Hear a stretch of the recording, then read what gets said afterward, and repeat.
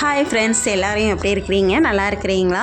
இதை வந்து நியூ இயர்க்கு முந்தின நாளும் நியூ இயர்க்கு அப்புறமும் உள்ள சின்ன சின்ன வீடியோஸை வந்து நான் உங்களுக்காக அட்டாச் பண்ணியிருக்கேன்.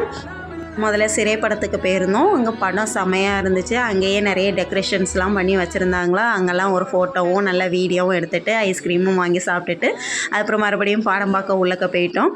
அதுக்கப்புறம் வெளியே வந்து வீட்டுக்கு வந்திருக்கும் போது மீஷோவிலேருந்து ட்ரெஸ் வந்துருந்துச்சு. அதையும் போட்டு பார்த்து அழகாக இருந்தது, க்யூட்டாக இருந்தால். ஃபேன்சி ட்ரெஸ் காம்படிஷனுக்காக அதை எடுத்திருந்தோம்.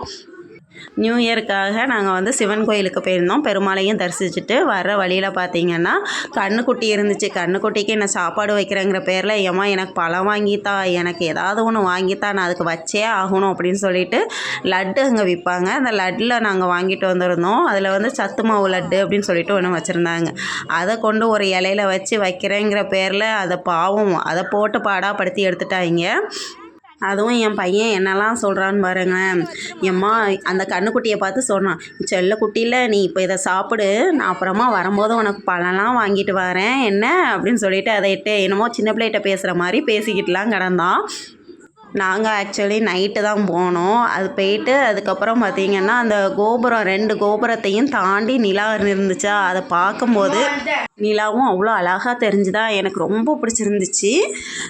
அதான் வீடியோ எடுத்துக்கிட்டு இருந்தேன். என் ஹஸ்பண்டு ஃபோட்டோ எடுக்கிறேன்னு சொல்லிவிட்டு நான் ஃபோட்டோ எடுக்கிறேன்னு சொல்லிவிட்டு வெளியே வந்து நின்றுக்கிட்டு இருந்தாங்க. காமெடி பண்ணி சிரிச்சுக்கிட்டு இருந்தோம். இதுதான் அங்கே ரொம்ப வருஷம் கழித்து நான் வந்து தெப்பக்குளத்தை பார்க்குறேன் தூத்துக்குடியில்.